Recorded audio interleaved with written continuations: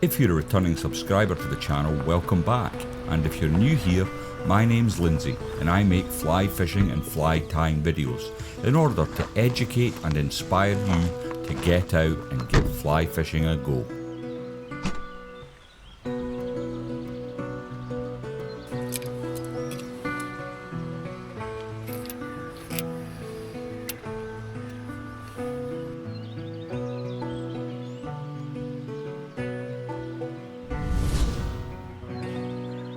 So, without further ado, let's get into it. Well, we're into the month of October. It's very early in October, and as you can see, the leaves are still quite green.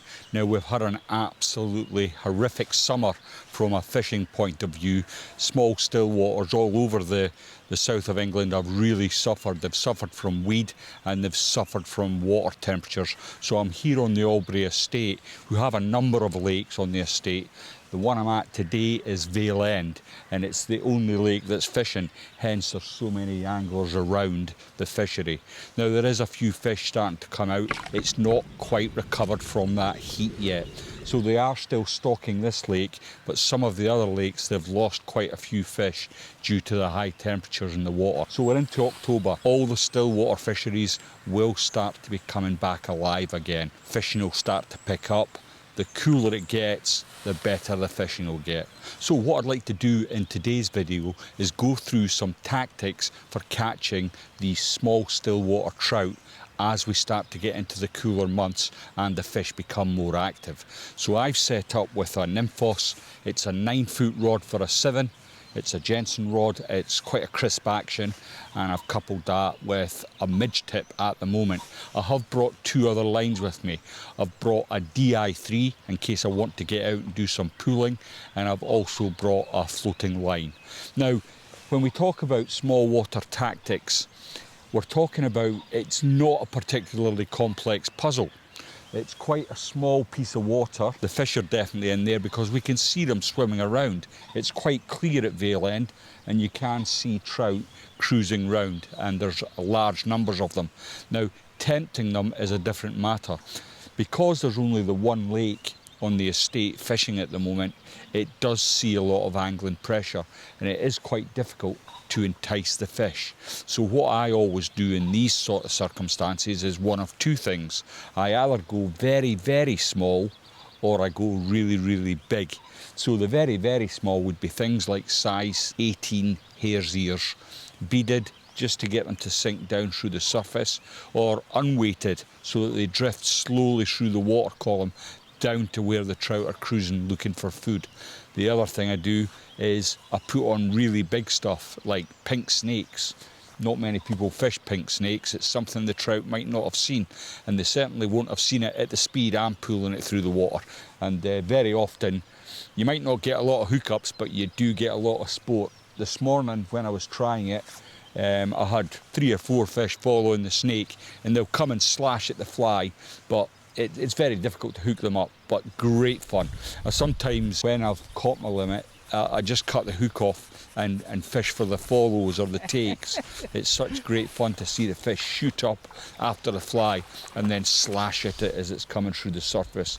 Now, I know from experience the most efficient way of catching fish like that is to get an intermediate line on and just roly-poly. I like to use my landing net here as a line tray, if you like. It just keeps the line off the deck. There's lots of debris around the banks, and you don't want your line getting all caught up in that. It interferes with your casting, and it can also damage your line if you inadvertently stand on it. And the price of fly lines nowadays, you don't want to be standing on them. There wasn't many spots on the lake. It's starting to thin out a bit now as people get to their 2 fish limit. And I would just like to say thank you at this point in the video to Cameron Craig. He's the fishery manager here, who's allowed me to do catch and release today. This is a catch and kill fishery. It's a 1-fly rule. I've only been fishing 1 fly today, and you catch and kill your fish to take home for the table. Now, I don't want to do that because obviously you folks might be a bit offended by me smashing a trout over the head with a priest. So Cam's kindly allowed me to put the fish back that I catch. It's not like I'm catching loads, probably because I've not quite dialed in to what exactly the fish want. Now, what I've not done is brought a lot of kit with me. I've got 2 small boxes of flies, and I'm ruining that already because I'm starting to change through patterns and finding that I don't have exactly what I want. I've come light with a thought that it's a small water, it's going to be easy. It's not always the case. Sometimes with these small waters, they see so much pressure from other anglers that it's very difficult to tempt the trout that are in the water. But we're going to do the best we can, and I'll talk you through the various changes as they happen. Now, a couple of key things when you come stillwater trout fishing. It might seem quite obvious, and you've probably heard this 100 times. These are the most important pieces of kit that you will have. Sunglasses, a good pair of Polaroids is going to save your eyesight. Quite literally, if you make a bad cast, or if it's a windy, blustery day, the fly comes back into your face, you get a hook in the eye, and you won't be going fishing again for a very long time. Or you'll be taking a guide dog, fishing dog with you. Always have Polaroid sunglasses on. There's a few fish moving in front of me. I can see, now I've got my Polaroids on and I'm paying attention, I can see fish swimming around my fly. And what I've got on at the moment is, it's a small egg fly, and I've got a small tungsten bead just to help it sink down. Now, as I'm looking across this part of the lake, I can see several trout just cruising. They're maybe a foot, 2 foot down, but as I said earlier, they are proving quite difficult to entice. I see a couple of fish actually starting to cruise near the top, and as soon as the fly hits the water, actually, you can see fish spooking everywhere, and there's a couple just come to look at my fly there. It's amazing to watch. It's great fishing in a lake where it's not crystal clear. I've got to be honest, I've seen it clearer than this, but the clarity is such that I can see what's going on. I can see my fly coming back through the water, sitting about a foot down. The midge tip's obviously helping it get down to that level. What I've found already today, that the fish are more than happy to rush up behind your fly, but then they'll quickly just turn away. They've come for a quick look to see if it's food, and then they've turned away. Now, very often when that's the case, you're either fishing too big, or you're fishing something that doesn't look like food to them. They've seen it. And I dare say these fish have seen their fair share of blobs. What I'm going to do in a minute though is try a different retrieve. It might be that I've got the right fly on, but I'm just not bringing it back at the right speed. Now, fly pattern to me is always the least important part of the puzzle. The most important part of the puzzle is size of the fly, depth of the fly, speed of the retrieve. That's what I find is the most important. And once you've got that right, it's kind of a case of rinse and repeat. The puzzle's solved, or it's solved for at least half an hour, should I say, because that's the thing about fishing. It's what keeps us coming back, is the fact that it's a never-changing puzzle. So one minute you think you've cracked the puzzle, you're getting follows, you're getting takes, you've landed a few fish, and the next bit, they're not interested anymore. They've seen that fly too many times at the same retrieve, and they now want to see something different. So that's where your change patterns come in. So regardless of what you've started with, once you start seeing your takes and interest dry up, it's time to make a change.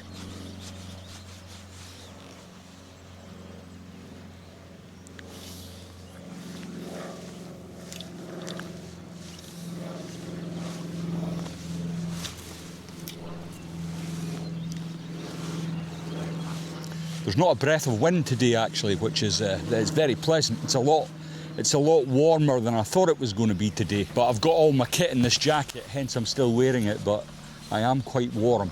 I've got to be honest, I think I'd probably got away with a t-shirt today. So after that initial first cast, you're going to get interest on your first cast with a new fly, but after that, I've not seen a fish come near my flies, which goes to show once they've seen it, you know, people don't give them enough credit. They've gone, nope, I don't like the look of that, and I've not had any interest since.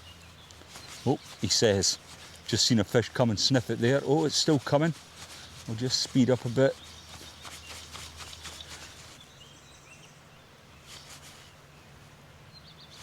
It's come to look.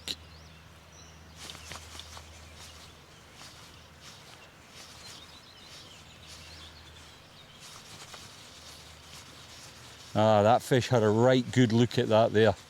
And what I'll always do, even though I can see my fly, I am going to hang the fly, just in case something shoots out for the margins and just snaffles the fly while I'm just waiting to recast. It can happen at times. So it just pays to not be too hasty with pulling your fly out of the water.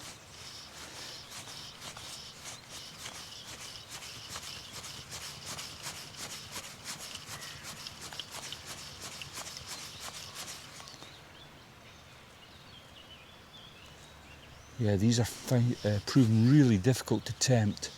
I'm actually casting at fish now and just giving them good lead, 4 or 5 feet in front. Yes! There we go. So yeah, I watched that fish come and take the fly and it was a good distance away. So that's great to see. And considering the temperatures of water they've had to deal with here, they do give a good account of themselves.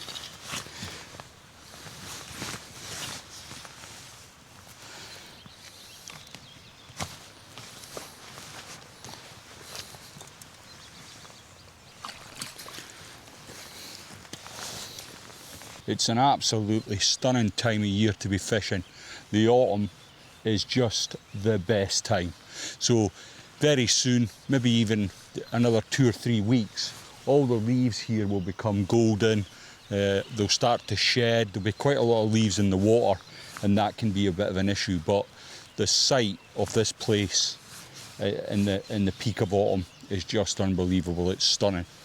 It's a fantastic fishery. I don't fish Vale End, to be honest, very much, because I find it rather small.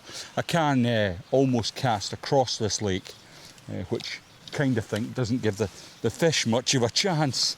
So I tend to do most of my fishing when I come to Albury, up at Weston, which is absolutely spectacular. And I went there this morning to enjoy one of the fantastic breakfasts they've started doing, a little cafe there. And if you're coming up to go fishing for the day, I can thoroughly recommend the breakfast bun. It's really sorted me out for the day. You can't go fishing on an empty stomach.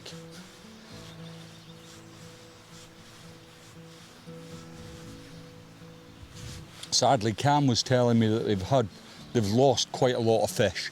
The heat this year, if you live in the UK, you'll know it's been pretty horrific down here in the south of England, and I dare say it's not been much better even further up north.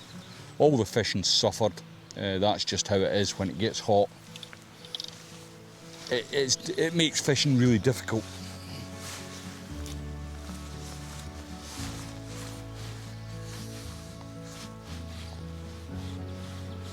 But just when a little bit of that cloud cover breaks and the sun comes onto the water, I can see much better. And just before there, that last fish, I was able to see it take the fly. I didn't feel it, I just seen the fly disappear in the water and I struck. I think I'm going to give this fly one more chance to do a job for me, and then I'm going to start looking to change. I might change colour. I think I'm going to stick with the egg style fly. It would be silly not to give it a proper go. Now, there does seem to be plenty of fish around, like. What I've not done yet is cast across to the far side. Now, on the far side of the bank, and I'll show you momentarily, there's trees and bushes, and that'll stop bank anglers getting in at that spot. So the fish are looking for refuge. That might be an ideal spot for them. But from this side, if you can cast far enough, you can get your fly into that zone where the fish are probably feeding more comfortably than they are near the margins. So what happens with these small fisheries, especially the popular ones like Vale End here, is they're fished a lot, and the fish tend to learn that if you're in anywhere near the edges, you're going to get a hook in your mouth. But if you can get yourself away into the middle where some anglers can't reach, then you can find some refuge and a meal. So I've got my flies over the far side now, and I'm fishing that area.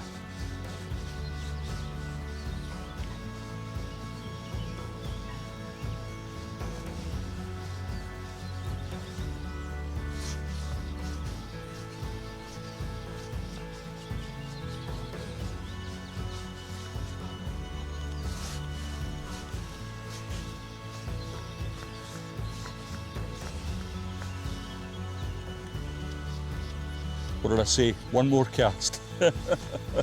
Sorry.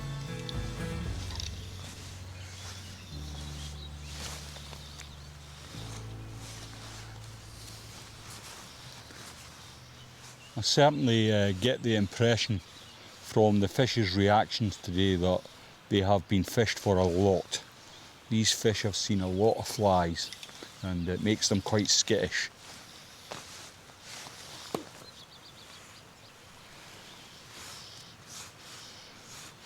Just trying to keep my fly line away as much as possible from the fish. It's really interesting fishing, actually. A chap over the other side of the bank's just got one from me. But it's great to watch your fly, just that subsurface, and watching the way trout react to it. You can learn a lot from days like this. It's really interesting. I think the trick with these fish is to get them when they're in their little clumps. There's like 4 or 5 swimming round together. Now if you can get them fish competitive, then very often one of them will commit to the bite rather than just looking at it. Whereas the individual fish I've targeted, it seems to be a lot tougher to entice them because they've got time. They've got time to look at the fly. When there's like a shoal of fish, they just don't seem to have that same amount of time to inspect your offering.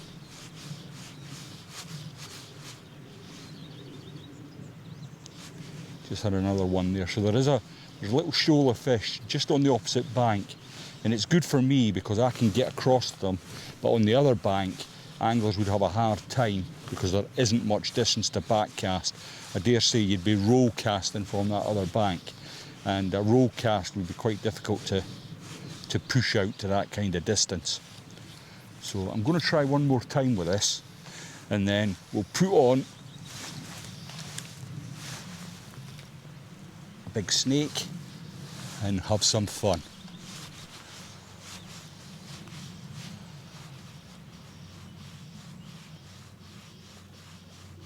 I think when you're fishing, it can be frustrating sometimes, especially if you're at a fishery where you haven't got the clarity to see what's going on, and you're fishing away and you think nothing's in the lake and nothing's following. Everything's wrong. But when you're doing this and you can see the fish, I'm getting a reaction almost every single cast.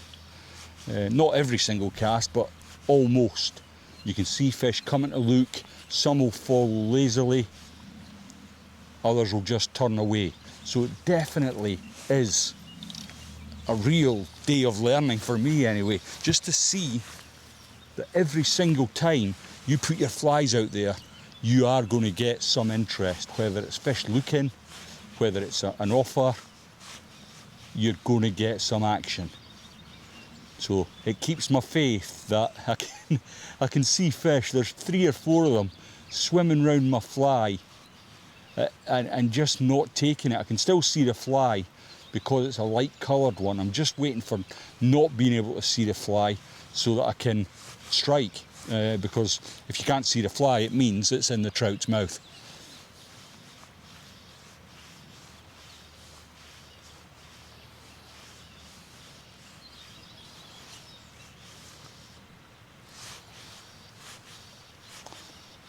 But I think they might have seen too much of this fly already.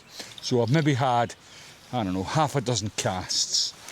I've had interest nearly every cast, but I know that they've seen it now. And I dare say, if I continue to fish with this fly, it'll just not even get a look at anymore. It'll just be ignored. So what I'm going to do is I'll fish this retrieve out, because I'm in the fish zone. I can see them. But yeah, already that fly that was getting so much interest when I tied it on is now just being completely ignored. And that's what happens when you're in high pressure fisheries. So I'm going to get my flies back quickly and have another change.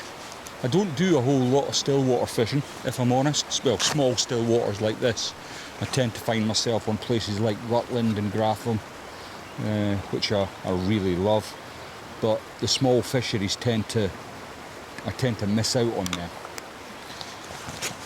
And you can get so much access to small fisheries. I mean, if I go to Rutland or Gratham Farm, or even I'm having to get in the car, I'm definitely going all day. Albury Estate took me 40 minutes to get here this morning, and it's just easy. It's an easy run. I like to go early in the morning rather than sit in traffic. We are in the south of England. You're going to be in traffic wherever you're coming from, but it's a great wee fishery. Now, the reason I took this off in the first place actually was it was bent out, so I'm just it got bent out this morning, so I'm going to put that one back and see if I can't find another pink lure. There's one there. Let's see. Now this is super fluffy. It might take a little bit of sinking. Oh god, that box is scary, isn't it? Oh, you wouldn't want to show your granddad that, would you? You'd have your hand off. So this is not the fly I wanted to tie on, but as I said, I was fishing with the other one this morning, and sadly the hook's been bent out on it. I suppose it goes to the strength of these fish here at Albury. Yeah, so the fish are getting a little bit more confident now. I can see fish not 2 rod lengths from me now, where before they were much further out. What I'm going to do next is what's called the roly-poly. And again, this can be super effective. A couple of points to take from this. When you're roly-polying and you get a take, don't strike. I know it seems nonsensical, but the thing with striking is you're pulling the fly away from the fish. If you keep roly-polying until the fish changes direction, so you'll feel the line tighten and people strike, and it takes a while to get out of that habit, but just keep going. And once the fish changes direction, goes left or right, then you can lift your rod and play the fish. But let's see how we get on with that. So you tuck the rod under your arm and you can do whatever speed you like. Now, you might say, oh, I could figure of 8 at that speed, but you can't figure of 8 at this speed. And this is where the roly-poly really comes into its own, the speed of retrieve. Now, what I would say to you as well is people say, oh, you're going too fast. You will never strip a line faster than a fish can swim. I can guarantee you. If they want to eat it, they'll be over in a heartbeat and they'll eat it. It's that simple. They don't seem to want to move at that kind of pace today, right enough. But let's have another go.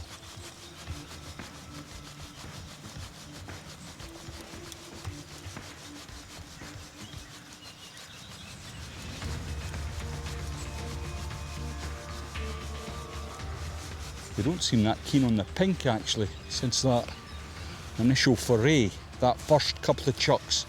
As I was saying earlier, if you're not getting action after a couple of chucks, you've got a couple of things wrong. You're either retrieving at the wrong speed, you've got the wrong depth, or you've got the wrong colour. So what I'm going to do is change the pink. I'm going to stick with the snake action, and I'm going to try something a little bit less garish. Now I did have an olive one earlier. Oh man, I need to sort this box out. It's in a right state. Is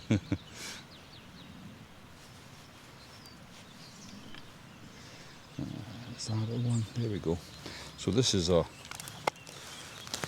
mini snake that I tied on the channel earlier. If you want to have a look at that, I'll link the flies in at the end. It has been successful already this morning. Now this one is a lot shorter at 5 centimetres, and what I find with the shorter snakes, you don't get the same kind of interest, but what you do get is a lot more conversion rates. So for every sort of take you get, you will often get a fish to the net.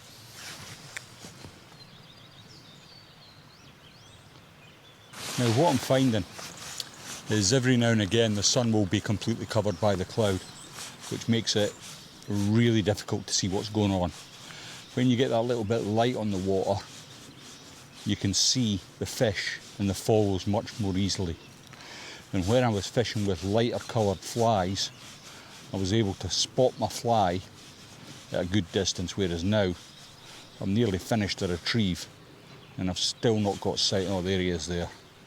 But I'm seeing it 20 feet out, whereas before I'm seeing it much, much further away from me, which makes it more fun. I've got to say, I love watching fish come and looking at the flies. It's fantastic sport. Just caught a little puff of wind there and it blew my fly kind of back in my face, so I'll just get in touch with that. So one of the other great ways of fishing for autumn trout is on the drop. So once you've cast out, immediately get a few strips into your line to get in contact with the fly. And as the fly's sinking down the water column, you can watch the end of your line for any movement that would indicate a fish coming to take the fly. I've just seen a fish moving across the stream here, or the pond should I say. So I just want to try and get my flies in front of it. The water temperature's still not quite right. It's still very warm. When I wet my hands to return that fish before, I could feel that it's not quite there. I've got some interest here. I'm just going to slow down. Now this is interesting. So what I can see here is the fish is tracking it, not from behind but at the side. So fish's eyes are on the side of their heads, as I'm sure you're all aware. But it's interesting to see it do that. Usually they'll come in behind a fly and follow it that way, but that one, interestingly enough, came alongside and tracked it from about a foot away. I've just covered the same fish, but sadly my tippet material has made a bit of a disturbance on the surface, which has immediately spooked the fish. But this is absolutely fascinating stuff.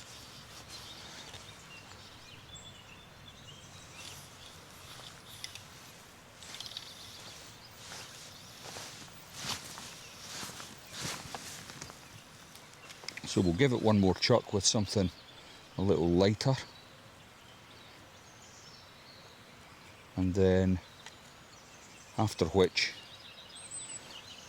I'm going to go and have a cup of coffee and a spot of lunch. And when we come back this afternoon, I'm going to give the infamous bung a go to see if the fish will take it static. Yeah, I'll be able to see this at distance as well. I can already, it's not only a big fly, but it's because it's a lighter colour. I won't say it's white, but it's kind of like a creamy colour that I'll be able to see at distance. Oh, and it's moving lovely. Absolutely stunning through the water there. So let's pop it out and we'll try the short, sharp, jerky retrieve initially. Just give it time to settle. A couple of long pulls just to get in touch with the fly. And again, the because it's that light colour, I can see it in the surface there. Can't see anything coming near it yet. Oh, here comes a fish. It looks about the same size as the fly. It's turned away though. It's thought that's too big for me. I don't want nothing to do with it.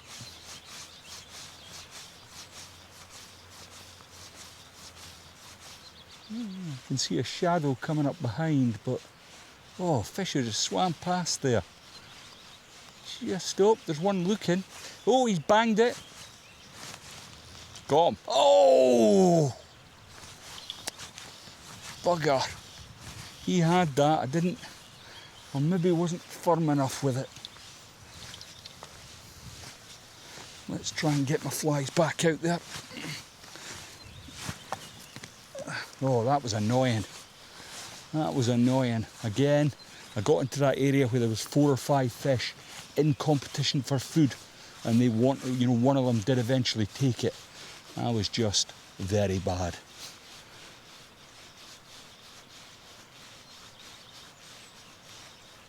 Oh, here comes one now. Oh!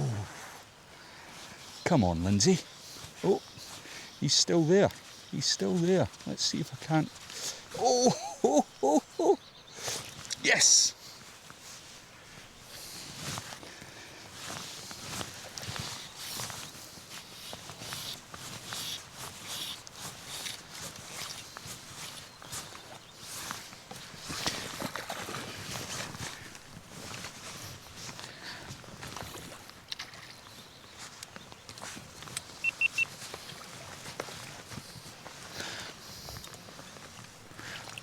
Go. Well, that's a great way to finish off the morning session. A lot of fun. So getting lots of follows, trying to convert them into takes is much more difficult. So it just shows you, just changing through flies. When you come fishing for the day, I know it can be a bit of a chore. You know, some guys just don't want to change. They'll sit, they'll fish with inevitably a gold head damsel or something of the like, and no doubt they'll catch a few fish, but you will catch a lot more fish if you pay attention to the water, see the reaction of the fish, and then change your flies accordingly to get that reaction from a follow or a take into a fish in the net. I'm going to go and get a cuppa. I'll see you after lunch. I've had a bite to eat, a bit of a drink and a sit down. I can't believe how fast the time's gone. I got back to the car, it was 2 o'clock. I thought it was like lunchtime, 12 o'clock, but I was having so much fun this morning. And so the tactics we employed this morning, I started off very small, but didn't have any success doing that. Just trying to keep in touch with the flies. I think the problem was I was fishing with weighted nymphs initially, and I was going below the fish. And then the problem after that was I was moving it too fast, and I was really trying to move it slow. Once I changed to the big stuff, started speeding up the retrieve, I started to generate interest, but then I wasn't getting any hookups. Fish would turn away. I tried all the tricks, slowing it down, speeding it up, stopping it altogether. It failed to convert into fish. But then eventually I got something working, and basically it was sight fishing, for want of a better word. I was using light coloured flies, I was casting into pods of fish that I could see in the surface, and because they were light coloured, I was just waiting for me not being able to see the fly and then striking, and sure enough one would have it in its mouth. So I've had 2 or 3 fish using that tactics. Now, what I want to do this afternoon is show you the bung. It's nothing new, everyone knows about the bung nowadays, but it can be really effective for super spooky fish. And if you want to fish a fly completely static, there just isn't a better way of doing it. Now, here on the Albury Estates, you're not allowed to fish a bung with a hook in it like you would normally. I come from a competition background, and usually I would fish a bung that's a takeable fly. But on this occasion, I'm using a new bung to me. I don't know if I'm a fan. It's massive. It's a big friggin' orange ball, but I'll be able to see it at distance. The thing I don't like about this style of bung is that you can't move it up and down. So I've set my depth at around 3 feet, which I think is probably where the fish are cruising at. And I've put on a weighted pheasant tail type bug. It's size 16. I'm going to fish it completely static for a while, and then if I don't get any interest, I'm going to just figure a bait and then again wait. What will often happen when you're fishing the bung, the bung will cause a disturbance on the surface, fish will come in curious, and then as that nymph slowly sinking back down through the water column, they'll just snatch it and you'll be into the fish. But we'll see.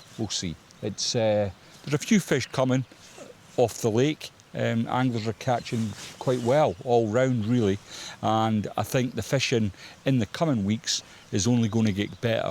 But we'll see how we get on with the bung, and hopefully we'll be able to show you a few fish. Well, I've tried a pheasant tail nymph, a weighted pheasant tail nymph below my bung. It's maybe set a little deep, but it doesn't seem to be getting the fish's attention. So what I'm going to do is, I've had quite a bit of success on colour today. So what I intend to do is change the fly over to a weighted egg fly, and hopefully that might be able to produce a fish. But we shall see, I think the trouble with this pheasant tail, it's got a 2mm, it's a size 16, it's got a 2mm tungsten bead on, so it gets down just a wee bit too quick, quicker than I would like actually. So I'm going to try something a little slower. I've got a fly that was successful this morning, just fishing it very slowly, and what I'm going to do is I'm going to get a brand new one, because what I want is, remember this morning I was trying to get my fly wet so that it would get below the surface. This time I want it to sink really slowly through the water column, as if to fish on the drop, so to speak. And I'm looking for any takes as it sinks through the water column. Now, do you need a bung to do that? Not in this clarity of water. I can just watch the fly, if I'm honest. But then that negates the purpose of showing you this particular tactic. So I'm going to persevere with this monstrosity of a bung, and I really do dislike it. I'm going to say, I think when I get home this is going in the bin. It's awful. It's a nightmare to cast with, and it's just, no, I don't like it. I mean, I don't mind the bung, don't get me wrong, I'm not one of them, oh, you're fishing the bung snobs. In fact, I quite enjoy it on its day, but I just don't like this particular bung. Don't get me wrong, I could probably see that for the Forth Road Bridge. But yeah, I'm not a fan. Now the good thing is here is I can see my fly in the water, and it is just sinking ever so slowly. The thing is, where I need the bung, I could see a fish come along and eat this. One's just swam past it actually. But there we go.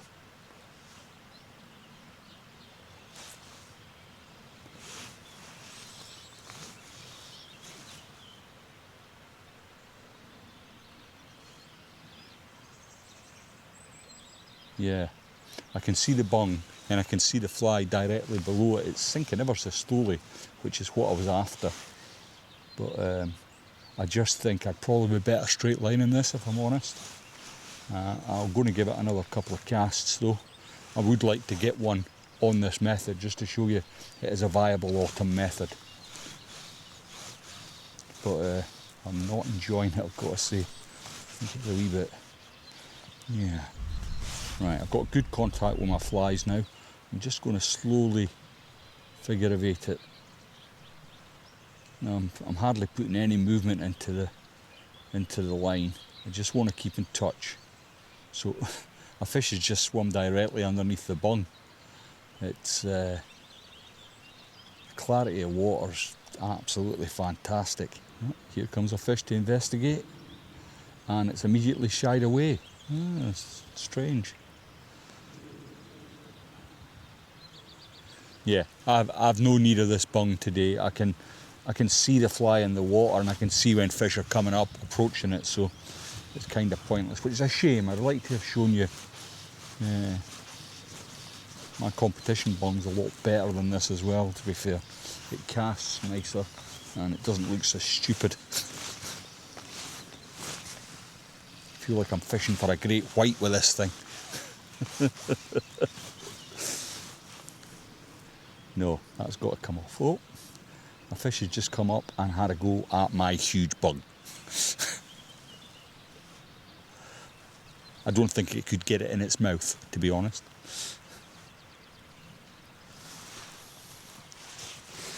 Right, I'm going to give it some time. Let's see if just letting it do its own thing could help. I mean, if a fish takes the fly, the bung's that big, it's going to hook itself, to be honest. I won't need to do very much. The water resistance should do that for me. Yeah. Lindsay, check your kit. I suppose what I do like about it is it's highly visible.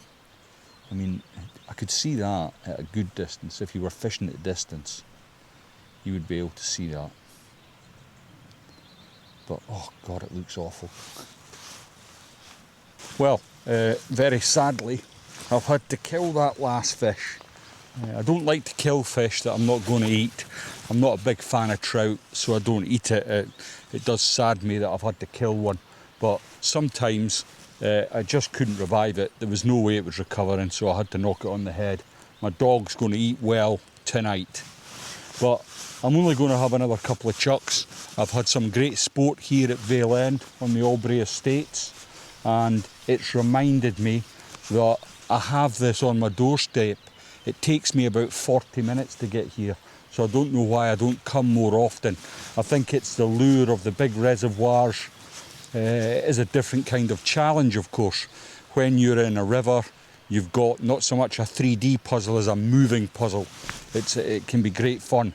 And the reservoirs, you're looking at a much more a depth and an area sort of thing, rather than a small stillwater where you're targeting fish that are fished for all the time. So you've got to keep changing your flies, keep changing your tactics, and you'll continue to catch fish throughout the day.